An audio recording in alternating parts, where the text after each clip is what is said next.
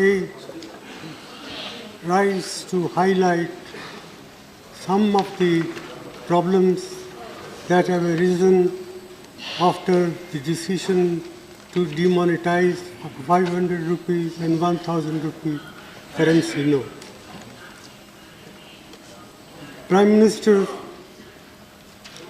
has been arguing that this is the way to curb black money, to prevent growth of forfeited currency note, and also to help in control of terrorist finance activities.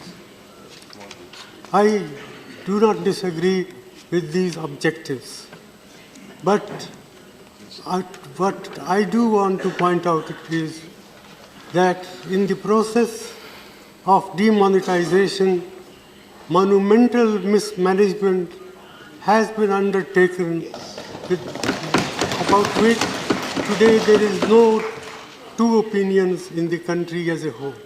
Even those who say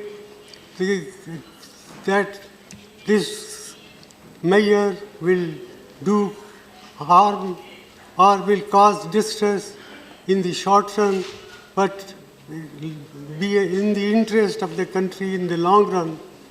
Well, I am reminded of what John Keynes said once, in the long run, all of us are dead. And therefore, it is important to take note of the grievances of the people, the ordinary people who have suffered as a result of this imposition on the country overnight by the Prime Minister.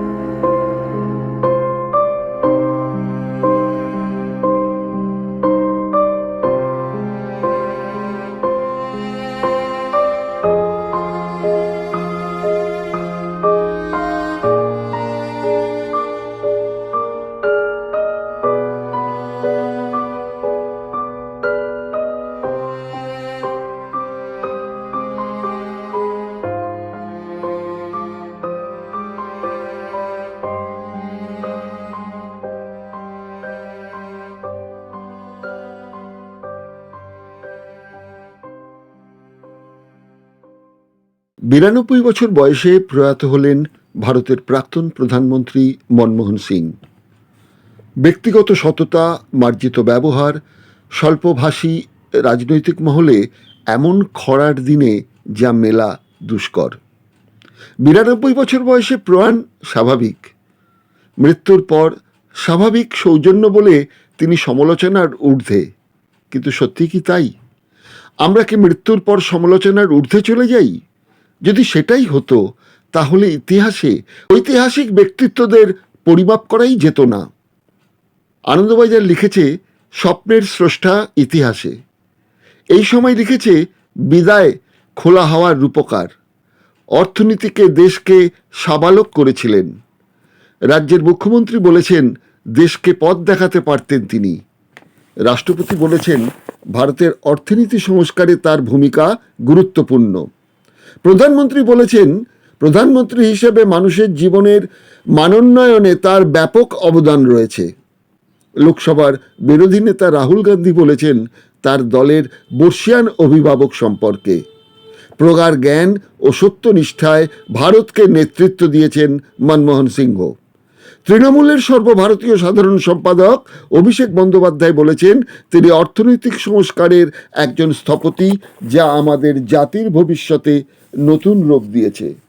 অন্যান্য পত্রপত্রিকাতেও তার ভূয়সী প্রশংসা করা হয়েছে তার মহাপ্রয়াণের পর। বিশিষ্ট কোনো ব্যক্তির যখন মৃত্যু হয়, আরেকজন ভদ্রতার খাতিরে আগে কি বলেছেন সেটা ভুলে যান। মনমোহন সিংয়ের কথাই ধরা যাক। ভদ্রতার বাইরে গিয়ে তাকে জীবিত থাকাকালীন হুল ফুটিয়েছিলেন যিনি, তিনি আবার শ্রদ্ধায় বিনয়ের পরাকাষ্ঠা হয়েছেন। প্রধানমন্ত্রীর কথাই ধরা যাক। 2014 নির্বাচনের আগে বর্তমানের প্রধানমন্ত্রী মোদিজি বলেছিলেন, মনমোহন সিং মৌন প্রধানমন্ত্রী, সোনিয়া গান্ধীর হাতের পুতুল। বিজেপির আরেক বর্ষিয়ান নেতা এল.কে. আদবানি বলেছিলেন, দেশের দুর্বলতম প্রধানমন্ত্রী। 2018 দেশে বিরোধী পক্ষ যখন মোদির ঘন ঘন বিদেশ সফরের খরচ নিয়ে বিজেপিকে আক্রমণ করছে, তখন অমিত শাহ বলেছিলেন, মোদির চেয়ে বেশি বিদেশ সফর করেছেন তো মনমোহন সিং। বিদেশে যাওয়ার আগে সোনিয়াজি তাকে হাতে যে কাগজ ধরিয়ে দিতেন, সেটাই তিনি পড়তেন। একবার মালয়েশিয়ায় গিয়ে যে কাগজটা পড়ার কথা, সেটা থাইল্যান্ডে গিয়ে বলে বসেন। বিজেপির আইটি শাখার প্রধান অমিত মালব্য গত এপ্রিল মাসেই বলেছেন, মনমোহন স্বাধীন ভারতের ইতিহাসে সবচেয়ে দুর্নীতিগ্রস্ত সরকারের সভাপতিত্ব করেছেন, তাই নয়, ভারতীয়দের আরও দরিদ্র করেছেন। বাস্তব বড় নির্মম। দার্শনিক নিকোস কাজান্টজেকিস বলেছেন, যেহেতু আমরা বাস্তবতা পরিবর্তন করতে পারি না, আসুন আমরা চোখ পরিবর্তন করি, যা বাস্তবতা দেখায়। মনমোহন সিংয়ের ব্যক্তিসত্তার মর্যাদা রক্ষায় বলেছিলেন, প্রণব মুখোপাধ্যায় হলেন বাই চয়েস, আমি পলিটিশিয়ান বাই অ্যাক্সিডেন্ট। নরসিমহা রাও আমাকে বারবার না ডাকলে রাজনীতিতে আসতাম না। প্রণবজি আমার চেয়ে যোগ্য হওয়া সত্ত্বেও প্রধানমন্ত্রী হতে পারেননি। 2017 14 অক্টোবর দিল্লিতে তুমুল বৃষ্টি। প্রণব মুখোপাধ্যায়ের লেখা একটি বই প্রকাশ অনুষ্ঠানে ভিড়ে ঠাসা সভায় এই স্বীকারোক্তি দেন মনমোহন সিং। তিনি বলেন, প্রণবজির জন্যই ইউপিএ সরকার এত ভালোভাবে পরিচালিত হতে পেরেছে। প্রশ্ন এখানেই, সত্যিই কি ইউপিএ সরকার সফল ছিল? সত্যিই কি মনমোহন সিংয়ের আর্থিক সংস্কার দেশের মানুষের জন্য ইতিবাচক ছিল? মনমোহন সিং কি তার ব্যক্তি সততাকে দলীয় সিদ্ধান্তের নেতিবাচকতার বিরুদ্ধে প্রতিষ্ঠিত করতে পেরেছিলেন? এসব প্রশ্নের উত্তর খুঁজব সিপিআইএম দলের প্রাক্তন রাজ্যসভার সদস্য প্রয়াত দীপেন ঘোষের একটি পর্যালোচনা থেকে। দীপেন ঘোষ বিভিন্ন সময় দেশের প্রাসঙ্গিক বিষয়ে কিছু প্রবন্ধ লেখেন। সেই প্রবন্ধগুলির একটি সংস্করণ প্রকাশ করে ন্যাশনাল বুক এজেন্সি। প্রকাশকাল 2006 সেপ্টেম্বর। এই সংকলনে স্থান পেয়েছে 1991 প্রধানমন্ত্রী নরসিংহ রাওয়ের কংগ্রেস সরকার থেকে সদ্য প্রয়াত মনমোহন সিংয়ের ইউপিএ সরকারের দুটি আমল পর্যন্ত। কিছুটা বাজপেয়ীর এনডিএ সরকারেরও প্রবন্ধ কয়েকটি আছে। এই গ্রন্থটির নাম উদার নীতির মুখাবয়ব। এই গ্রন্থের 16 পৃষ্ঠায় দীপেন ঘোষ মনিবের প্রতি কুর্নিশ, প্রভুর কাছে প্রার্থনা শীর্ষক একটি প্রবন্ধে লিখেছেন, সেরা অর্থমন্ত্রীর পালক গুজে দেওয়া হয়েছিল তার পাগড়িতে। একবার নয়, দুবার। প্রথমে এশিয়ার, পরে বিশ্বের। কিরকম তিনি সেরা তা ধরা পড়ে গেছে এবারে। বছরের শুরুতে বলেছিলেন বাজেটে ঘাটতি থাকবে 4,314 কোটি টাকা। বছরের শেষে উনি বললেন, না, ওটা দাঁড়িয়েছে 9,060 কোটি টাকায়। অনুমান ও বাস্তবের ফারাক দ্বিগুণেরও বেশি। আবার বছরের গোড়ায় হিসেব করে বলেছিলেন তিনি, রাজকোষে মোট আর্থিক ঘাটতি পড়বে 36,959 কোটি টাকা। কিন্তু বছর গড়ানোর পর দেখা গেল তা আসলে দাঁড়িয়েছে 58,551 কোটি টাকা। এখানেও অনুমান ও বাস্তবের মধ্যে কি বিস্তর ফারাক, প্রায় 1.5 গুণের মতো। কেন এমনটা হলো? কারণ তিনি আয় যা করবেন বলেছিলেন তা পারেননি করতে, আবার খরচও গেছে বেড়ে। হিসেবের তুলনায় রাজস্ব আয় কমেছে 8,117 কোটি টাকা, কিন্তু ব্যয় বেড়েছে 12,549 কোটি টাকা। ফলে ধারও তাকে বেশি করতে হয়েছে। আবার আগের ধার যতটা শোধ দেবেন বলেছিলেন ততটা শোধও দিতে পারেননি। বাজেট তো সরকারের আয় ব্যয়ের হিসেব, কিন্তু যে হিসেবে অনুমান ও আসলের মধ্যে থাকে এত ফারাক, সেটা কেমনতর বাজেট? আবার যিনি সেই বাজেট করেন তাকেই বা কি করে বলা যায় যে সেরা অর্থমন্ত্রী? দীপেন ঘোষের প্রবন্ধের সংকলন উদারনীতির মুখাবয়বে 20 পৃষ্ঠায় আত্মমর্যাদার অন্তর্জলি যাত্রা শীর্ষক প্রবন্ধে দীপেন ঘোষ লিখেছেন, আনন্দের আর সীমা নেই প্রধানমন্ত্রী নরসিমা রাও থেকে শুরু করে তার স্তাবক বাজারি কাগজের ভাড়াটে কলম লেখক পর্যন্ত। অর্থমন্ত্রী মনমোহন সিংয়ের তো কোনো কথাই নেই, তিনি তো সর্বদাই উদ্বাহু নৃত্যরত। ভারতে বিদেশি পুঁজির আগমন বৃদ্ধিতে সুযোগ পেলেই তার হিসেবের ফর্দ তিনি তুলে ধরেন। কত হাজার কোটি টাকার বিদেশি পুঁজির লগ্নির মঞ্জুরি দেওয়া হয়েছে। মঞ্জুরি দেওয়া হয়েছে ঠিকই, কিন্তু মঞ্জুরি মানেই তো বিনিয়োগ নয়। কত হাজার কোটি বিদেশি মুদ্রা বিনিয়োগ হয়েছে ইতিমধ্যে, তার কোনো স্পষ্ট হিসেব এরা দিতে পারেননি।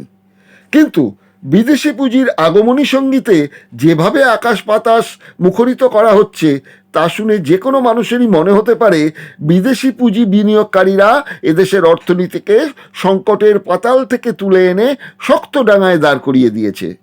কিন্তু সত্যিই কি তাই? আসলে মঞ্জুরি ও বিনিয়োগে পার্থক্য তো আছেই, আর তা থাকবেও।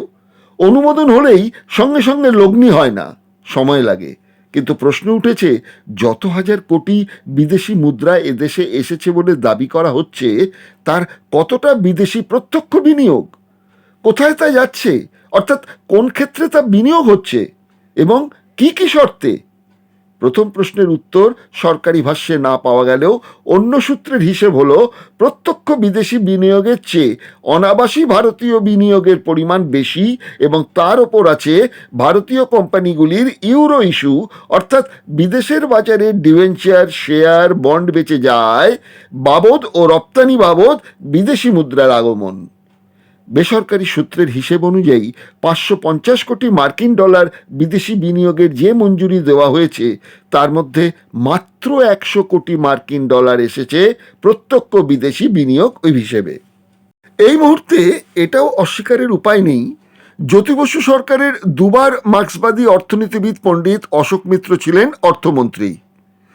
মুখ্যমন্ত্রীর সঙ্গে দ্বিমতে নিজের সত্তাকে বিসর্জন না দিয়ে পদ আঁকড়ে তিনি থাকেননি, পদত্যাগ করেছিলেন।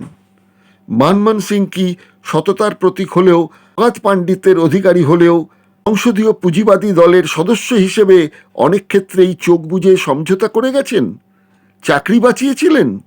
অন্তত সমালোচকরা তো তাই বলেন। প্রয়াত প্রধানমন্ত্রীর কার্যকালের সময়ে তার ভূমিকা নিয়ে সবশেষে বিশিষ্ট অর্থনীতিবিদ শ্রীকুমার ব্যানার্জির সঙ্গে একটি সাক্ষাৎকার আপনাদের কাছে পেশ করছি। হ্যালো, নমস্কার। আমি সুজিত চট্টোপাধ্যায় দিগদর্শন থেকে বলছিলাম। নমস্কার। দাদা, আপনি একজন অর্থনীতিবিদ হিসেবে আপনাকে ফোন করার আমার যেটা কারণ, সেটা হচ্ছে যে এই মুহূর্তে আমরা জানি যে গতকাল রাত্রে ভারতের অর্থমন্ত্রী এবং পরবর্তীকালে প্রধানমন্ত্রী মনমোহন সিং প্রয়াত হয়েছেন। আজকে তারই একজন ছাত্র, আমাদের বাংলার সন্তান সুমন মুখোপাধ্যায় আজকে চলে গেলেন। তো অর্থনীতির দুই দিকপাল বলবো, তারা চলে গেলেন। এই পরিপ্রেক্ষিতে একটি অনুষ্ঠানে একজন অর্থনীতিবিদ হিসেবে আপনার সাথে কেন একটুখানি আলোচনা আসতে চাইছি, যেটাকে আপনারা বলতে পারি ফিরে দেখা। এই জায়গাটা দাঁড়িয়ে আমরা দেখতে পাচ্ছি যে সমস্ত জায়গায় যা প্রচার চলছে তাতে বলা হচ্ছে যে ভারতের উদারনীতি তৈরির এবং ভারতের অর্থনীতিকে এগিয়ে নিয়ে যাওয়ার ক্ষেত্রে মনমোহন সিং এর যে ভূমিকা, সেটার কোনো জবাব হবে না, এরকম একটা ব্যাপার। তা এইগুলো, এই যে কেউ প্রয়াত হওয়ার আগে তাকে আমরা বলেছি দুর্বল প্রধানমন্ত্রী, কংগ্রেসের হাতের পুতুল, প্রধানমন্ত্রী বলেছেন মৌন প্রধানমন্ত্রী, নানান রকম ভাবে তাকে আক্রমণ করা হয়েছে, যেটা রাজনীতির অঙ্গ। কিন্তু পরবর্তীকালে মারা যাওয়ার পর তার স্মৃতিচারণ করতে গিয়ে কিন্তু তাকে আমরা মহান, তাকে আমরা উদার এবং তাকে আমরা একজন সফল প্রধানমন্ত্রী, অর্থমন্ত্রী এই হিসেবে কিন্তু প্রচার করছি, মিডিয়াও সেইভাবে প্রচার করছে। কিন্তু সত্যি যদি আমরা মানে যাকে বলে টেবিলে ময়না তদন্ত যদি আমরা করি একটু, সেটাও আমাদের ইতিহাসের প্রয়োজনে একটু দরকার জানা। অন্তত ভারতের জনগণের। সেটা হচ্ছে এই মনমোহন সিংকে এই এত প্রচন্ড ভাবে তাকে সফল একজন অর্থনীতিবিদ এবং অবশ্যই উনি পণ্ডিত ব্যক্তি অর্থনীতিবিদ হিসেবে সারা পৃথিবীতে তার খ্যাতি, কিন্তু অর্থনীতির ক্ষেত্র আলাদা। অর্থমন্ত্রী এবং প্রধানমন্ত্রী সংসদীয় রাজনীতিতে চলতে গেলে যেভাবে চলতে হয় তাকে আমরা কতটা সফল বলতে পারি, এইটা সম্পর্কে একজন অর্থনীতিবিদ হিসেবে আপনি কি বলবেন? প্রথমে আপনার প্রথম কথাটা সুজিত বাবু, আমার মাথায়ও আসে যে অনেক সময় আমরা স্মৃতিচারণ করতে চাই বা শোকসভা, সে রাজনীতিবিদ, কবি বা যার ক্ষেত্রেই বলি, আমরা কিন্তু তাকে ম্লান করে দিই। আমার তখন একটা মনে প্রশ্ন জাগে যে জীবনে যারে তুমি দাওনি মালা, মরণে কেন তারে দিতে এলে ফুল।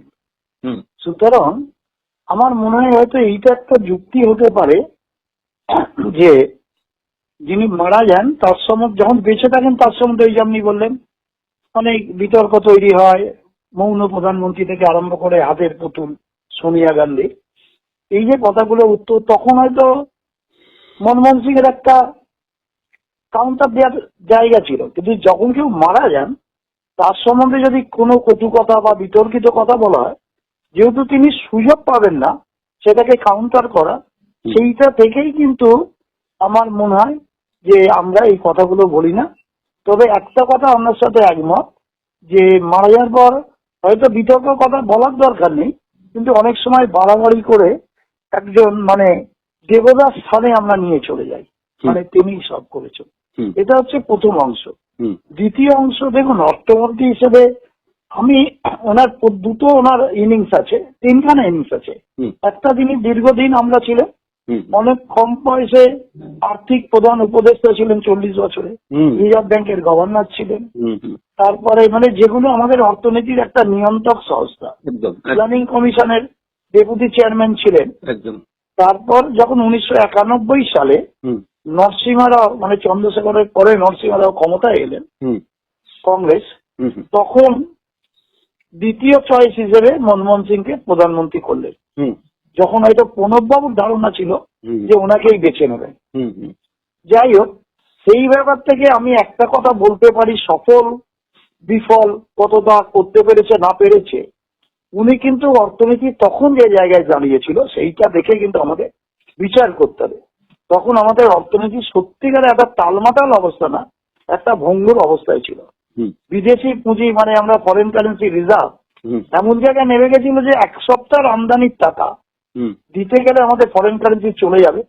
ফরেন ডাইরেক্ট ইনভেস্টমেন্ট ছিল না বলেই চলে, এবং ইন্টারন্যাশনাল মনিটারি ফান্ড এবং বিশ্বের যে অর্থ ফান্ডার গুলো আছে তারা লোন দেওয়ার ক্ষেত্রে প্রচুর বিধিনির্দেশ করেছে, এবং এমন ভাবে চলতে গেলে আপনাকে সোনা বিক্রি করে সেটাকে করতে দিল। সেই মুহূর্তে দাঁড়িয়ে যখন একজন প্রধান অর্থমন্ত্রী হিসেবে কাজ করতে হয়, কাজটা অনেক বেশি চ্যালেঞ্জ। আমার মনে হয় সেই প্রেক্ষিতে যদি আমরা দেখি তাহলে বলবো কিন্তু উনি ওই যে আমরা বলেন না ঘাটটা ঘুরিয়ে দেয়া, উনি কিন্তু মুখটা খুলে উদার অর্থনীতিটা আমি না বলে ইকোনমিটা আমাদের অনেকটা মুখটা খুলে দেওয়া আছে, ওপেন করা হয়েছে।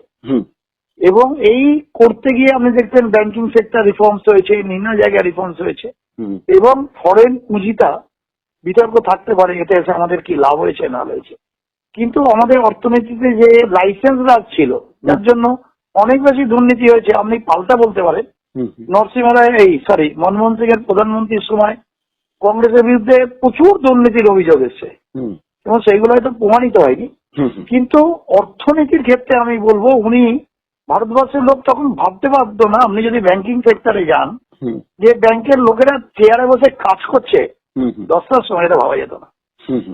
আমি দালাসিপাড়ায় বাচ্চাবেলায় দেখেছি, মানে কিছু লোক তখন 10টা বাজে 10 দৌড়াচ্ছে, সবাই বলতো ওই ব্যাংক কর্মীরা দৌড়াচ্ছে, 10টার পর গেলে তার লেট হয়ে যাবে।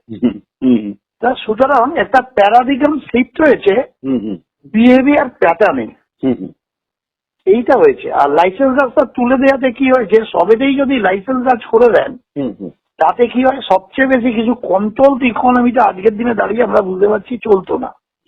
যেভাবে আমাদের ইনফরমেশন টেকনোলজি এগিয়ে গেছে, তখন হয়তো অত এগায়নি, এখন তো এআইও এসে গেছে, সুতরাং একটা গ্লোবাল ভিলেজ হয়ে গেছে। কিন্তু সেই দিক দিয়ে আমি বলবো উনি দাঁড়িয়েছিলেন, এবং তারপর 5 বছর সুযোগ পেয়েছিল। তারপর আবার তিনি 2004 থেকে 10 বছর করেছেন প্রধানমন্ত্রিত্ব। সেই সময় আমাদের জিডিপি অনেক হয়েছে, আবার 2008-এর ক্রাইসিস হয়েছে। ইন্টারন্যাশনাল ক্রাইসিসের সময় সমস্ত ব্যাংকিং সেক্টর যখন ডুবে যাচ্ছে, বিশেষ করে ব্যাংকিং অ্যান্ড ইনভেস্টমেন্ট কোম্পানির ক্ষেত্রে যে বাবুলটা তৈরি হয়েছিল, সেইখানে কিন্তু আমাদের তার আগে আমাদের ব্যাংকিং সেক্টরে রিফর্মস হয়েছে এবং যে এনপিএ ছিল তার জন্য সরকার থেকে ক্যাপিটাল ঘাটে প্রতিটা ব্যাংকে টাকা দিয়ে বলেছিল তুমি সমস্ত এনপিএ গুলো মুছে দাও, দিয়ে নতুন করে শুরু করো।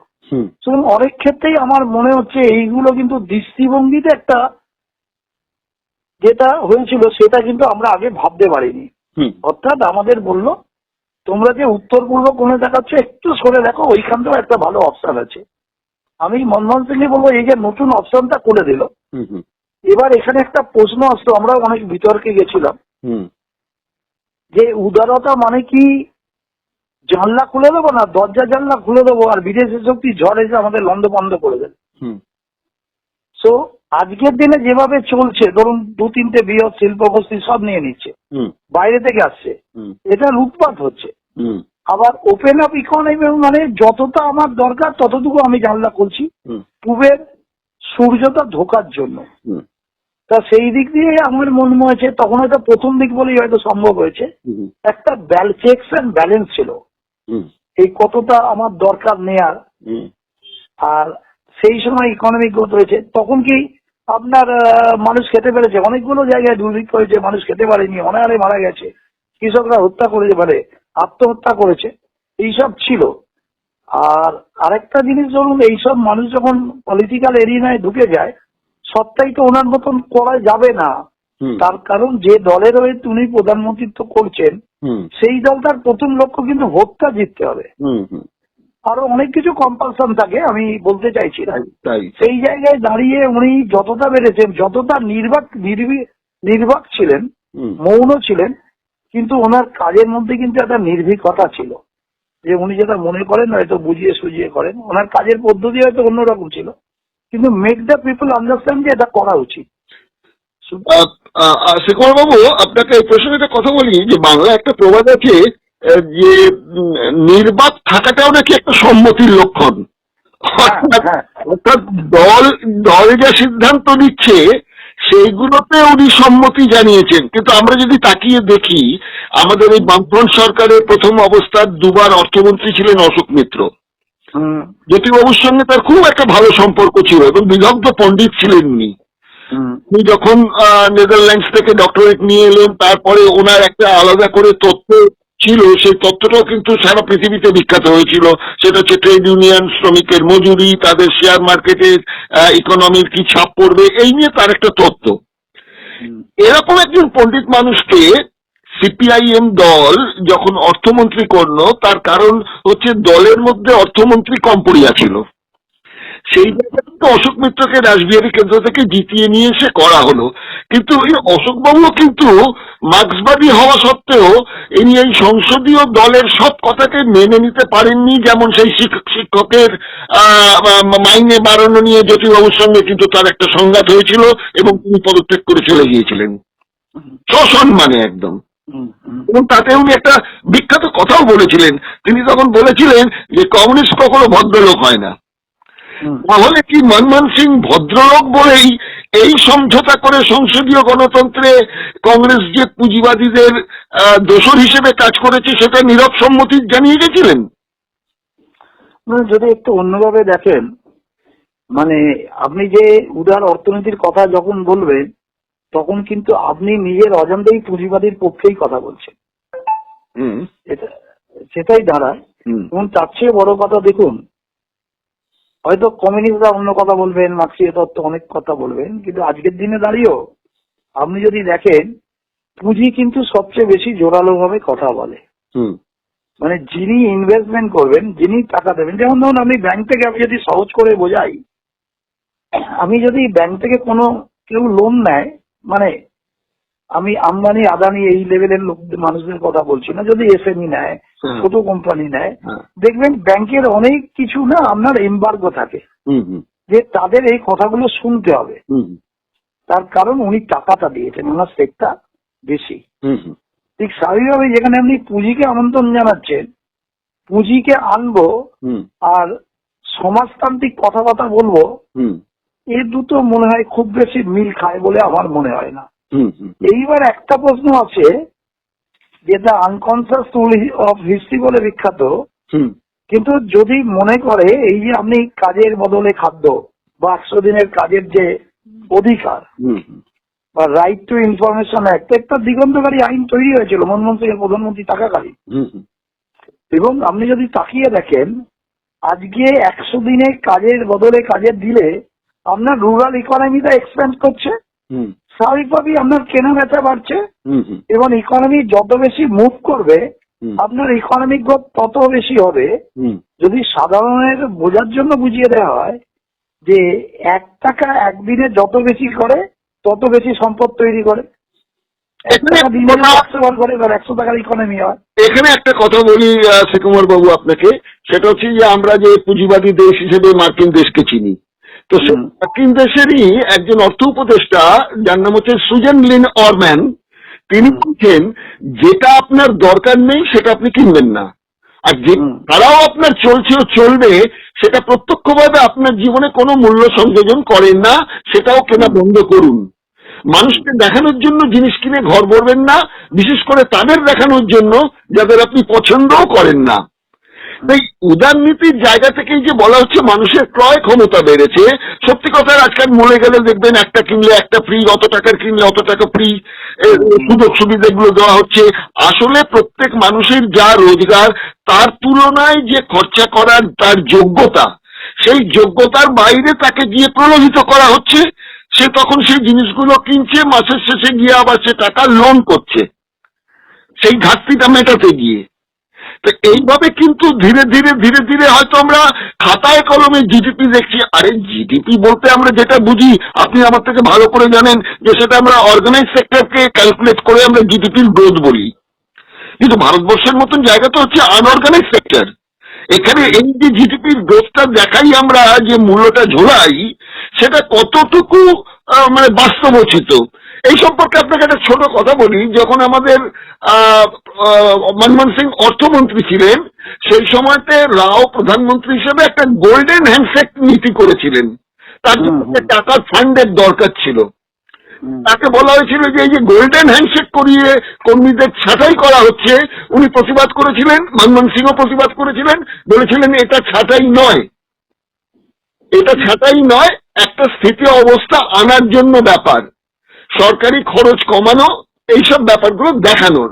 কিন্তু যেখান থেকে টাকাটা তারা ধার নিয়েছিলেন সেই ওয়ার্ল্ড ব্যাংক, তার যে রিপোর্ট, তার 77 নম্বর প্যারাতে কিন্তু ওয়ার্ল্ড ব্যাংক পরিষ্কার করে বলে দিয়েছিল যে সরকারের এই যে সংস্কার, এটা গরিব, বেকার বা আধা বেকার বা কর্মচ্যুত শ্রমিকদের আরো বেশি করে ক্ষতিগ্রস্ত করবে। সরকারি খরচ কমানো, শহরের অদক্ষ ও আধাদক্ষ শ্রমিকদের মজুরি হ্রাস, শিল্প বাণিজ্যে উদারনীতি আগামী দিনে একটা কর্মহীনতায় টেনে নিয়ে যাবে। আর এই ব্যাপারে আপত্তি করলেও, তখন যেটা আপত্তি করেছিলেন রাও এবং এই মনমোহন সিং, কিন্তু তারা যে পেপারটা বানিয়েছিল যেটাকে আপনারা বলেন কনসেপ্ট পেপার, তার 13 নম্বর প্যারাতে কিন্তু স্বীকার করা হয়েছিল যে এই ফান্ড শ্রমিক ছাঁটাইয়ের জন্য যে বাড়তি সুযোগ সুবিধা দেওয়া হবে সেই খাতেই এই টাকাটা খরচা হবে। ওখানে কিন্তু উল্লেখ আছে যে শ্রমিক ছাঁটাইয়ের জন্য এই ফান্ড। এটা দেখুন, আমি এই প্রেক্ষাপটটা তো অনেক বড়, ছোট করে মানে এখানকার দুটো দিক, তিনটে দিক, তিন চারটে মুখ থাকে। ওই যে আমরা ধরুন নীতি, ইকোনমিক্স তো খুব বেশি মোরালিটি খুঁজে পাওয়া একটু তফাৎ আছে, যেটা কৌশিক বাসু বিভিন্ন সময় তার লেকচার গুলো আমি যত শুনেছি, এই মোরালিটি আমার যেটা প্রয়োজন নয় আমি কিনবো না, শুধু আমার যাকে পছন্দ নয় তাকে দেখিয়ে আমার প্রতিপত্তি বিস্তার করবো। তখন আমার একটা গাড়িতে চলে যায়, 4টে গাড়ি কিনবো না। উল্টো সাইডটা আবার দেখুন, আপনি যখন দুটো জিনিস হয়, যখন আপনি কিনবেন না মানে আপনার কাছে একটা উদ্বৃত্ত টাকা থাকছে, সেই উদ্বৃত্ত টাকাটা আপনি ব্যাংকে রাখবেন, পার্কিং করবেন, ফিক্সড ডিপোজিট করবেন, অমুক করবেন, আমি সাধারণ মানুষের কথা বলছি, সে সেই কোটি দাম। এই টাকাটা নিয়ে আবার ব্যাংক কি করছে, ব্যাংকের ডিসপোজেবল ফান্ডসটা যেটা আছে, যেটা লোককে টাকা ধার দেবে নিচ্ছে না, সেই জন্য এখন বারবার ফোন আছে, আপনার লোন এত স্যাংশন করে দেওয়া হলো, হ্যাঁ হ্যাঁ হ্যাঁ 50,000 টাকা 5 লাখ টাকা আপনি প্রফেশনাল, আপনাকে এই দেওয়া হলো। সুতরাং এর দুটো দিক আছে। আবার আপনি যখন খরচ করছেন, যেমন আমি করোনার সময়ের একটা কথা বলি, করোনার সময় এই সরকার তার আগে ডিমানিটাইজেশন করলো, হ্যাঁ হ্যাঁ অর্থাৎ নগদ টাকাটা যেই মুহূর্তে মার্কেট বাজার থেকে তুলে নিল হ্যাঁ এবং নগদের যে অভাবটা বাজারে হলো, তখন কিন্তু বলতে হচ্ছিল যে গভর্নমেন্টের বলছে আমরা লোন দেবো, হ্যাঁ ইনকাম ট্যাক্স বেনিফিট দেবো, বলছে এটা তো ইনডাইরেক্ট, এটা ঘুরে আসতে অনেক সময় লাগবে। ইমিডিয়েট এসএমইস যেটা আছে, স্মল অ্যান্ড মিডিয়াম এন্টারপ্রাইজ, তাদের হাতে ক্যাশ মানি দিতে হবে বলে সমস্ত অর্থনীতিবিদরা যারা এই ব্যাপারে দক্ষ তারা বললেন দিতে হবে। সেই টাকাটা না আসার জন্য কিন্তু করোনায় যখন আপনার গ্রোথটা নেগেটিভ হয়ে যাচ্ছে, তার কারণ হচ্ছে মানুষ বাইরে বেরাচ্ছে না। এটা কি হচ্ছে, বিনা পয়সায় চাল ডাল রেশন পেয়ে যাচ্ছে, খাচ্ছে, কোন রকমের দিন চলে যাচ্ছে, কিন্তু অতিরিক্ত খরচ না করলে ইকোনমিটা চলবে কোথা থেকে? তো যেই মুহূর্তে মানুষ বাইরে এসে আবার খরচ শুরু করলো, কেনাকাটা শুরু করলো, অমুক করলো, আপনি পশ্চিমবাংলার দিক দিয়েই দেখুন না, আগে ইকোনমিটা কে জায়গায় ছিল, আজকের ইকোনমি কোথায়? জিএসটি আসার পর যেটা ভ্যাট মনমোহন থেকে শুরু করেছিলেন, কথায় মনে পড়ে গেল। এবার জিএসটিতে দেখুন, আপনি যেই মুহূর্তে এটা সবসময় তো মানে ডেস্টিনেশন বেস ট্যাক্স কালেকশনটা বাড়ে, মানে যারা তৈরি করছে, কেউ যারা আলটিমেট কনজিউমার হয় শেষের দিকে, তার তো মত ভেটেবল হয় না, তাই দেখুন বেঙ্গলের শেয়ার তো অনেক বেশি বেড়েছে। সুতরাং আপনাকে ইকোনমি চালাতে গেলে ওই মরালিটি দিয়ে আপনার দরকার নেই, আপনি পড়বেন না, তাহলে কিন্তু চলবে না, আমি ব্যক্তিগতভাবে মনে করি। কেন, ওই যে ইনভিজিবল হ্যান্ডস থিওরি আপনি ভালোই জানেন, যেটা অ্যাডাম স্মিথ মডার্ন ইকোনমিক্স বলে শুরু করেছিল, এই যে ইনভিজিবল হ্যান্ডসের প্লেটাকে কিন্তু করতে দিতে হবে। মানুষ যত কেনা বেচা করবে, সঞ্চয় তো না করলে আবার ওই টাকার যোগান আসবে না। এটার ওই রকমই একটা থিওরি, আপনাকে তো কেনা বেচা যত করবেন ইকোনমি তত বাড়বে, কর্মসংস্থান তত হবে। হয়তো আগেকার মতন কর্মসংস্থান হবে না, ডেলিভারি বয় হবে, টেলিফোনের কানেকশন হবে, সার্ভিস সেক্টর বাড়ছে, আমাদের সার্ভিস সেক্টর বিরাট সংখ্যক মানুষকে চাকরি দেয়। হ্যাঁ, আবার বেঙ্গলে দেখুন জুট ইন্ডাস্ট্রি ঢুকছে, যেখানে একটা লেবার ইন্টেন্সিভ ইন্ডাস্ট্রি। আবার বড় শিল্প করলে আপনার তো 100 কোটিতে 5 জনও ডাইরেক্ট ইনভেস্টমেন্ট হবে না। সুতরাং সব মিলেমিশে না এই আলোচনাটা ভারতবর্ষ পরিপ্রেক্ষিতে, যেখানে 140 কোটির দেশ, আমি অন্যভাবে ভাবি। আপনি তো জানেন, ধরুন 140 কোটি লোক যদি আজ সকালবেলা উঠে বলে আমি ওই পাউডারের গুঁড়ো দিয়ে দাঁত মাজবো, টুথপেস্ট নয়, টুথ পাউডার, যদি তাদের কাছে তখন পয়সা ক্ষমতা, ইউ জাস্ট ইমাজিন করো এরকম একটা সিচুয়েশন, তাহলে 140 কোটি লোক সকালবেলা দাঁত মাজার পাউডারের এত আমাদের তৈরি হয় না। সুতরাং আপনি যদি তাকে পিপিটা দিতে পারেন, পারচেজিং পাওয়ার, বা কেউ যদি বলে সকালে উঠে 4-5 বিস্কুট খাবো, তা আপনার তো 140 কোটি বিস্কুট চলে যাবে। আপনার কত বিস্কুট হয়? 10 কোটিও তৈরি হয় না। সো ন্যাচারালি আপনাকে টাকাটা ঘুরিয়ে আনতে হবে। মানে 100 দিনে কাজের ক্ষেত্রে যে টাকা দিচ্ছেন তার 95% কিন্তু আবার ফিরেই যাচ্ছে বিভিন্ন ভাবে, তারা তো গিয়ে ক্রয় করছে। সুতরাং এই জায়গাটা দাঁড়িয়ে আমার মনে হয়েছে মনমোহন সিং এর, দেখুন আপনি যদি বলেন তার সাকসেস লেজারটা দেখুন, সেটা হয়তো খুব টের পাবেন না, কিন্তু আমার মনে হয়েছিল ওই সময়ে দাঁড়িয়ে ওই চ্যালেঞ্জ নেয়া, যখন আমাদের অর্থনীতি সত্যিকারে ভঙ্গুর, ইন্টারন্যাশনাল মানিটারি ফান্ড লোন দিতে চাইছে না, সোনা বিক্রি করতে হচ্ছে চন্দ্রবাবুকে রিজার্ভ ব্যাংক থেকে তুলে, বিকজ আমাদের ফরেন এক্সচেঞ্জ নেবে আছে। ওই সময়টাকে ভেবে উনি একটা নতুন দিশা দিয়েছিলেন, পরবর্তীকালে আরো ডেভেলপ হয়েছে। এবং এইটা কিভাবে ব্যবহার, আস্তে আস্তে দেখছেন তো, যেমন স্বাধীনতার পর সরকারের দরকার ছিল সরকারকে ব্যবসা করার জন্য, স্টিল ফ্যাক্টরি থেকে আরম্ভ করে সব জায়গায় সরকারের ভূমিকা ছিল, হোটেল চালাতো। এখন অনেকে বলে সরকারের হোটেল চালানোর কাজ নাকি, কত প্রাইভেট চালাবে। সুতরাং এখন একটা প্যারাডিগম শিফট হচ্ছে, বিকজ অফ টেকনিক্যালটা চেঞ্জ হয়ে গেছে। আপনি আমায় দেখুন, সব মিলেমিশে এটা অনেক বড় পরিপ্রেক্ষিত।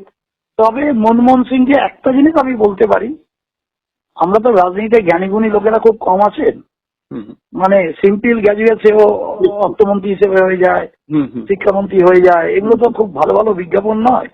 সুতরাং আমরা তো চাইবো যে রাজনীতিতে যত ভালো মানুষ আসবেন, শিক্ষিত মানুষ আসবেন, তাহলে কোয়ালিটি অফ পলিটিক্সটাও ভালো হবে, হুম। কোয়ালিটি অফ অ্যাডমিনিস্ট্রেশনটাও ভালো হবে, হুম। ট্রান্সপারেন্সিটাও অনেক আসবে। হুম। এটা আমার ব্যক্তিগত মত। আচ্ছা, এবার আমি আপনাকে একটা অন্য প্রসঙ্গে বলি, এই মনমোহন সিং এর শাসনকাল সম্পর্কে। সেটা আমি ধরুন 91-95 ধরলাম, আগের গুলো বাদ দিচ্ছি আমি। এই 91-95 এর মধ্যে আমরা দেখতে পাচ্ছি যে বৈদেশিক ঋণের পরিমাণ ছিল আপনার 8,200 কোটি মার্কিন ডলার। হুম 95 সালে সেটা তার থেকে বেড়ে গেল আরো 1,704 কোটি মার্কিন ডলার। হুম তখন মনমোহন সিং যুক্তি দিয়েছিলেন যে এই বৃদ্ধির 88% আন্তর্জাতিক মুদ্রার বাজারে বৈদেশিক মুদ্রার যে বিনিময় মূল্য তার হেরফের হওয়ার জন্য এই ঋণের পরিমাণটা বেড়ে গেছে।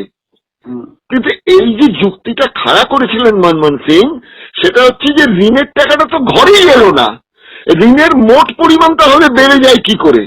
তখন আবার মনমোহন সিং আরেকটা যুক্তি দিয়েছিলেন যে আমরাই খালি ঋণ নিয়েছি নাকি, চীনও তো ঋণ নেয়।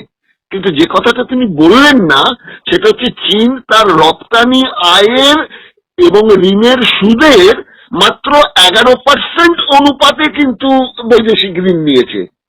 আর সবচেয়ে যে ঋণগ্রস্ত দেশ ছিল সেই সময় ব্রাজিল, তার অনুপাত ছিল 24%। ভারতের কিন্তু ওই মনমোহনের 5 বছরের রাজত্বকালে ব্রাজিলের থেকেও খারাপ অবস্থা, আমাদের পার্সেন্টেজ ছিল 28%। মানে সবচেয়ে ঋণগ্রস্ত ব্রাজিলের থেকে আমাদের 4% বেশি। সুতরাং বৈদেশিক ঋণ এবং তার যে ইন্টারেস্ট গুনতে হয়, দেখা গেছে পরবর্তীকালেও যে টাকাটা ওখান থেকে আমরা নিয়েছি, যেমন 94-95 সালে আমরা ঋণের সুদ বাবদ খরচা করেছি 46,000 কোটি মার্কিন ডলার। সুদ মেটাতে খরচা হয়েছে এটা আমার, কিন্তু আমরা টাকাটা নিয়েছিলাম 48,915 কোটি মার্কিন ডলার, মানে 2,000 কোটি ডলারের মতন আমাদের হাতে বেঁচে ছিল। সেই টাকাটাও কিন্তু ওই পুরনো ঋণ মেটাতে গিয়েই খরচা হয়ে যাচ্ছে। তাহলে বৈদেশিক ঋণ নিচ্ছি, তার সুদ মেটাতেই আমরা 98% খরচা করে ফেলছি, পরের টাকাটা রেখে দিচ্ছি পরের ঋণটাকে শোধ করার জন্য। সুতরাং এই বৈদেশিক ঋণগুলো ভারতবর্ষের ইকোনমিকে, এবং ভারতবর্ষের ইকোনমি বলতে আমি বোঝাতে চাইছি যে গ্রাসরুট লেভেলের সাধারণ মানুষের স্বার্থে কতটুকু ব্যবহার হয়েছিল। আমি আপনাকে একটু ওভারঅল বলি, এই যে ঋণের ব্যাপার না, ঋণ নিয়ে আমাদের সবার মধ্যে, আমার মধ্যে কিছু কনসেপচুয়ালি আমি ভাবার চেষ্টা করি। 2-3টে জায়গা আছে। একটা যদি ঋণ, আমার বাবা ঋণ করে গেছে, আমি অন্য থেকে ঋণ নিয়ে তাকে শোধ করতে হচ্ছে, এটা একটা সাইড। দ্বিতীয় জায়গায় যখন ভারত ঋণ নিচ্ছে, তার মানে ভারতকে ঋণ পাওয়ার যোগ্যতা তার আছে। আপনি যদি দেখেন ব্যক্তিগতভাবে আমার চেয়ে যে কোনো ইন্ডিভিজুয়াল যদি আপনি মালিক কাউকে ধরেন, সে অনেক বেশি ঋণ নেয়। বেশি ঋণ নেওয়া মানেই বেশি খারাপ, এইটা কিন্তু আমি কোনো সময় বিশ্বাস করি না। যদি ঋণটা আপনি কাজে লাগিয়ে বেশি সম্পদ তৈরি করতে পারেন, তাহলে একটা সময় আপনি হয়তো ঋণ নিয়েছেন, যে স্ট্যাটিস্টিক্স গুলো বললেন, ব্রাজিল বা ভেনিজুয়েলার ওই কান্ট্রিগুলো ঋণ নিয়ে একদম ধ্বংস হয়ে গেছিল। কিন্তু এই ঋণের টাকাটা নিয়ে যদি আপনি ভালোভাবে ব্যবহার করে সেই ঋণটা শোধ করে দিয়ে দেশের আভ্যন্তরীণ সম্পদ তৈরি করতে পারেন, তাহলে এই ঋণটার দরকার হয়। দেখুন অনেকের ক্ষেত্রে, অনেক আমি জানি যারা এন্টারপ্রেনার আছেন, তারা টাকা পাচ্ছে না, তারা যেই মুহূর্তে একটা ঋণ পেলে কিন্তু ওই থেকে সুন্দর কাজে লাগে। আমি অনেককেই জানি, অনেক শিল্পপতি জানি, ঠিক ঠিক, যে যারা হয়তো তার মা বা বইয়ের বালা বিক্রি করে দিয়েছে, পিএফ এর টাকার লোন নিয়ে কারবার করে সফল হয়েছে। তাহলে বলা যেতে পারে উনি তো লোনই নেন না একজন লোককে দেখিয়ে, আর ইনি মা বাবার বালা, বাবার সোনার চশমা সব বেচে দিচ্ছেন। বেচে দিয়ে যদি উনি সম্পদ তৈরি করতে পারেন, তো স্বাভাবিকভাবে এই স্ট্যাটিস্টিক্স গুলো কিন্তু একটা ওই বোকা বাক্সের মতন কিছু তথ্য দেয়, আবার অনেক সময় আমাদের জাগরণও করে। দুটো সাইডই আছে। কিন্তু আমার প্রশ্ন, ঋণ নিয়ে দেখুন ভারতবর্ষ কিন্তু দেউলিয়া হয়ে যায়নি, ভারতবর্ষ ঘুরে দাঁড়িয়েছিল। এবং আপনি যেটা বলছেন খুব সাধারণ খেটে খাওয়া মানুষ, মানে আপনি ইনক্লুসিভ যে গ্রোথ বলছেন, সেই জায়গায় আমাদের খুব বেশি এফেক্ট হয়েছে বলে আমার মনে হয় না। কিন্তু সার্বিকভাবে অর্থনীতিটা, এবং আপনি জিডিপি নিয়ে যে প্রশ্ন তুলেছেন, আমি আপনার সাথে একমত যে জিডিপি সবসময় আপনার অর্থনৈতিকের দিশা হিসেবে মাপকাঠি করা ভুল সর্বক্ষেত্রে। যে আমার জিডিপি ভালো হচ্ছে, হতেই পারে আপনার বড় লোকদের খুব সম্পদ বাড়ছে, আপনার জিডিপি বাড়ছে, গরিবদের বাড়ছে না। সুতরাং এই জায়গাগুলো থাকেই, হুম কিন্তু একটা ইয়ারস্টিক নিয়ে তো কথা বলতে হয়। হুম সেই ইয়ারস্টিকের ক্ষেত্রে আপনার ফান্ডামেন্টাল কোশ্চেন গুলো খুবই প্রাসঙ্গিক বলে আমি মনে করি। আমি তখনকার সময় যখন আমাদের অর্থমন্ত্রী হিসেবে না প্রধানমন্ত্রী হিসেবে যখন মনমোহন সিং ছিলেন, এবং সেই সময় বোধহয় আমার মেমোরি ভুল না করলে ফাইন্যান্স মিনিস্টার ওটা কিছুটা দিনের জন্য প্রণববাবু ছিলেন। হুম হুম হুম তা প্রণববাবু বাজেট যখন পেশ করছেন, একটা প্রি বাজেট ডিসকাশন আর পোস্ট বাজেট ডিসকাশনে আমি একটা টিভি চ্যানেলে গেছিলাম। হুম হুম তখন আমার মনে হয়েছিল, এবং আমার তো কথা নিয়েও বিতর্ক হয়েছিল, হুম হুম আমি মনমোহন সিংকে বলেছিলাম যে এই আরো দুজন ইকোনমিস্ট আমার সাথে ছিলেন একমাত্র। আমি তখন বলেছিলাম এরা বেশিরভাগ ক্ষেত্রে ব্ল্যাকবোর্ড ইকোনমিস্ট, ঠিক, মানে ঠিক, প্রফেসর হিসেবে খুবই ভালো, ঠিক, ঠিক। প্রচুর পুরস্কার পাচ্ছে, একদম, একদম। তার বাড়ির লোক খুশি হচ্ছে। হুম, হুম, কিন্তু যে লোকটা উড়িষ্যায় খেতে পাচ্ছে না, তার কি এসে গেছে? তাই তো, যে মা তার সন্তানকে বেছে দিচ্ছে পয়সার জন্য, তাই তো। তার কাছে মনমোহন সিং কতগুলো ডক্টরেট পেয়েছে কি পায়নি তার কিছু এসে যায় না। 66% শিশু যেখানে অপুষ্টির শিকার হয়ে থাকছে। হ্যাঁ, সেই জায়গায় দাঁড়িয়ে আমি বলতে পারি আমাদের সমস্যা হয়েছে ডাউন দ্য লেভেল, কিন্তু খুব তাড়াতাড়ি নামেনি তার সুফলতা। হুম এটা কিন্তু আবার কুক্ষিগত হয়েছে ওই সকল কিছু ফ্যামিলি, যেটা ইয়েতেও আছে আমাদের, যে বৈষম্যের শিকার। হুম মানে ইকোনমিক গ্রোথ যদি বৈষম্যতা কমাতে পারে তাহলে কিন্তু রেজাল্টটা দারুণ হয়। আরেকটা কথা বলে আপনাকে আমি শেষ করতে চাইছি এই প্রসঙ্গে, সেটা হচ্ছে যে মনমোহন সিং নিজেও বলেছিলেন যে আমি অ্যাক্সিডেন্টাল প্রাইম মিনিস্টার, রাইট। এই প্রাইম মিনিস্টার বলছি, অর্থমন্ত্রী। হ্যাঁ, না, এটা অন্য একজনের হওয়ার কথা ছিল, তিনি রাজি হন বলে একজনের নাম আমি কাগজে পড়লাম আজকে। হ্যাঁ হ্যাঁ তার বদলে রিফিউজ করেছিল। হ্যাঁ হ্যাঁ রিফিউজ করার ফলে তাকে ওখানে নেওয়া হলো, এবং তিনি 2017 সালের আপনার 17ই অক্টোবর প্রণব মুখার্জির ওপর একটা বই প্রকাশ হচ্ছিল নয়াদিল্লিতে। এই অনুষ্ঠানে উপস্থিত হয়ে মনমোহন সিং বলেছিলেন যে আমার থেকে অনেক যোগ্য অর্থমন্ত্রী হচ্ছেন প্রণব মুখার্জি। এগুলো হয়তো ওনার উদারতার জায়গা, সেগুলো আমি মেনে নিচ্ছি। কিন্তু এই সাফল্য এবং অসাফল্যের নিরিখে ভারতের অর্থ যে বুনিয়াদ, সেক্ষেত্রে দেখুন আমেরিকা বা ইউরোপের দেশগুলোতে যেমন ফল ডাউন হয়েছে অনেক দ্রুত অনেক জায়গাতে, এখানে কি আরেকটা জিনিস কাজ করেনি, যেটা আমাদের এখানকার মধ্যবিত্ত নিম্ন মধ্যবিত্তের মধ্যে যার যতটুকু ক্ষমতা তার মধ্যে যে সঞ্চয় করার যে প্রবণতা, সেই সঞ্চয় করার প্রবণতাতে সেটা সোনাতে হোক বা টাকাতে হোক যেখানেই হোক তারা রেখেছে, যেটা ইউরোপের কান্ট্রিগুলোতে ভোগবাদী দেশগুলোতে সঞ্চয় বলে ব্যাপারটা তাদের নেই। খরচা করে কেন, অন্যান্য অনেক সুবিধা তারা রাষ্ট্রের কাছ থেকে পায় বলে। তা এটা কি আমি বলবো না যে এই যে আপনি যে বললেন ইকোনমিটা পড়েনি আমাদের এখানে, তার অন্যতম কারণ তো এই মধ্যবিত্ত নিম্নবিত্তদের সঞ্চয় করার যে প্রবণতা, সেটাও তো তাদের বাঁচিয়েছে। হ্যাঁ, একদমই ঠিকই বলেছেন। উনি সঞ্চয় করেছেন মানে ওনার রোজগার মাইনাস ওনার দৈনন্দিন খরচ ইকুয়াল টু সঞ্চয়। মানে থিওরিটিক্যালি আপনি যদি জান যে তার রোজগার যদি 100 টাকা হয়, 80 টাকা খরচ করলে 20 টাকা সঞ্চয় করতে পারছে। এই মধ্যবিত্ত, যেহেতু আপনি বলেন পুঁজিবাদী দেশগুলোতে ক্রেডিট কার্ডের উপরে ইকোনমিটা দাঁড়িয়ে যায়, মানে রোজগারের চেয়ে ইয়ে বেশি হয়, যেহেতু তাদের অনেক কিছুই সরকার দেখভাল করে, আমাদের এখানে কিছুই করে না। সেই জন্য তাদের আমাদের এখানে সংকট। হ্যাঁ, প্রতি মুহূর্তে আপনাকে বললাম না, ওই যদি বৈষম্যতা খুঁচিয়ে আমাদের দেশে ডেভেলপমেন্ট হচ্ছে না তা তো নয়, কিন্তু ওই মুখের কাছে রক্তটা আটকে যাচ্ছে, হাত পা গুলো কিন্তু খুব সরু হয়ে যাচ্ছে। ধরুন আপনার গোদ যদি একটা হাত খুব মোটা হয় আর বাকিগুলো রোগা হয়, ডাক্তাররা বলে it's a sign of cancer. ঠিক আছে, আমাদের অর্থনীতিটাও কিন্তু কোন সময় কিন্তু মনমোহন সিং এর করেছেন, উনি অসৎ মানুষ নয়, চেষ্টা করেছেন, সব থাকার পরও দেশটার নাম ভারতবর্ষ, আর রাজনৈতিক দলগুলো কিন্তু সেই পুরনো দল। তো স্বাভাবিকভাবেই বুঝতে পারছেন যে ওনার সীমাবদ্ধতার মধ্যে দিয়ে উনি কাজ করার চেষ্টা করেছেন। এইটা কিন্তু আমার মনে হয় অন্যদের তুলনায় একটু আলাদা করেছেন, এবং ওই সময় সাহসটা নিতে পেরেছে। তাহলে আপনার কাছে শেষ প্রশ্ন থাকবে, এখন পর্যন্ত প্রায় আমাদের 36-37 জন অর্থমন্ত্রী দেশে এসেছিলেন, তার মধ্যে অনেকেই প্রধানমন্ত্রী হয়েছেন, তার মধ্যে 3 টার্মেতে মনমোহন সিং ছিলেন। এই টোটাল যদি আপনাকে ভারতবর্ষের 1947 সালের পর থেকে এখন পর্যন্ত ধরা হয়, তাহলে এই 37 জন কি 36 জন যে অর্থমন্ত্রী আছেন, এদের মধ্যে মনমোহন সিংকে আপনি কত নাম্বার দেবেন 100-র মধ্যে? দেখুন, আমি নম্বর দেবই না কারুকে, মানে নম্বর দেওয়ার মতন জায়গায় নেই, দেবো না বলা তো অন্যায়। যে তার প্রতিটা সময় না পটভূমিগুলো একটু আলাদা ছিল। একটা দশক ধরে যখন ধরেন, ধরুন জওহরলাল নেহরু যখন দেশটা পেলো কি অবস্থা ছিল বলুন তো, তাই না? তার সাথে এখন যখন মোদী ক্ষমতায় এলো একই তো প্রেক্ষাপট নয়।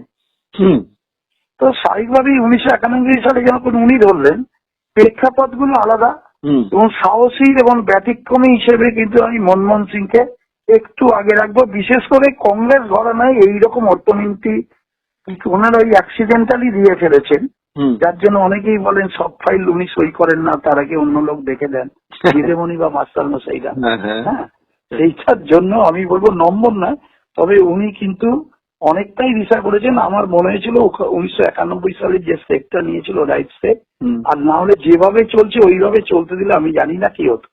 আমি দূরদর্শা নয়, তবে তখনকার যা প্যাটার্ন গুলো দেখেছিলাম কিন্তু ভীষণ অ্যালার্মিং ছিল।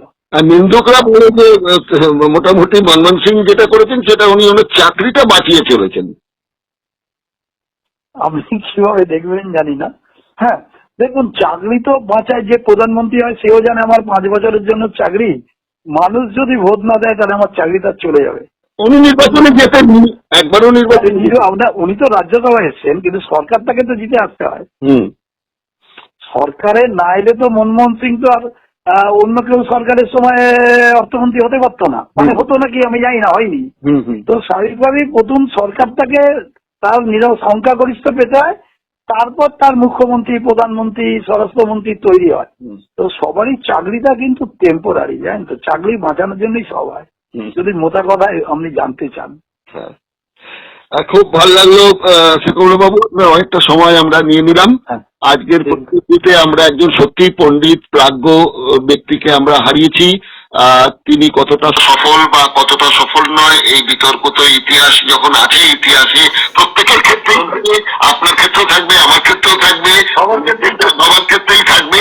কিন্তু এই যে বিশ্লেষণ করার যে জায়গাটা, এটাই তো একটা গণতান্ত্রিক প্রক্রিয়া। এখানে ওই আরেকটা কথা সুজিতবাবু, আপনাকে একটু থামার, যে গণতান্ত্রিক প্রক্রিয়া বটে, সবার ক্ষেত্রে কিন্তু এত বিশ্লেষণ হয় না। এনার ক্ষেত্রে কিন্তু বিশ্লেষণ হচ্ছে, মানে এনার প্লাসও আছে মাইনাসও আছে। আর যদি শুধু মাইনাস থাকতো এই আলোচনা আপনিও করতেন না। মানে একজন মানুষের প্লাস মাইনাস থাকলেই হয়। তবে আপনি প্রথম যেটা দিয়ে শুরু করেছিলেন, আমি একটাই বলবো, আমাদের দেশে কিন্তু রিয়েল অ্যাসেসমেন্টটা হয় না, হয় খুব খারাপ ভাবে হয়, নাই খুব ভালোভাবে উঁচুতে জায়গায় বসিয়ে দেয়। আমার মনে হয় রিয়েল অ্যাসেসমেন্টটা হওয়া উচিত। ঠিক ঠিক ঠিক।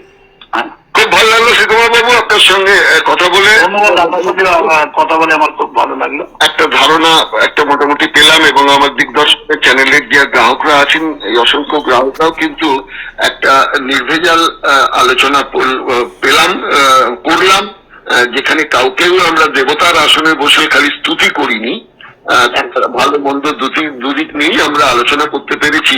এটা এর কারণই হতে পারে হয়তো কোনো পুঁজিবাদী মিডিয়ার কাছে আমরা দায়বদ্ধ নই বলে। ঠিক কথা বলেছেন, ঠিক, একদম ঠিক। ঠিক আছে, আজ নববর্ষে, আগামী নববর্ষের দ্বিতীয় শুভেচ্ছা একটু অগ্রিম আপনাকেও দিলাম। আপনার অগণিত যে দর্শক আছেন যারা দেখবেন, আপনার সাথে আছেন, আপনাদের সবাইকে আমি আগাম শুভেচ্ছা জানালাম ইংরেজি নববর্ষের। নমস্কার। নমস্কার। নমস্কার।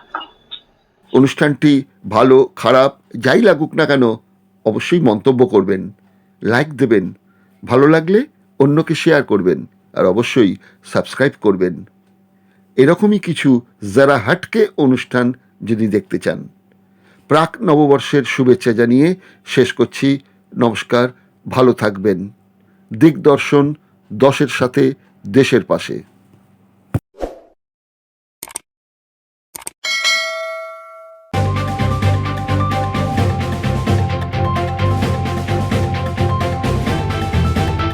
রংহীন সংবাদ আর অজানা তথ্যের জন্য দেখুন দিগদর্শন, 10-এর পাশে, দেশের সাথে।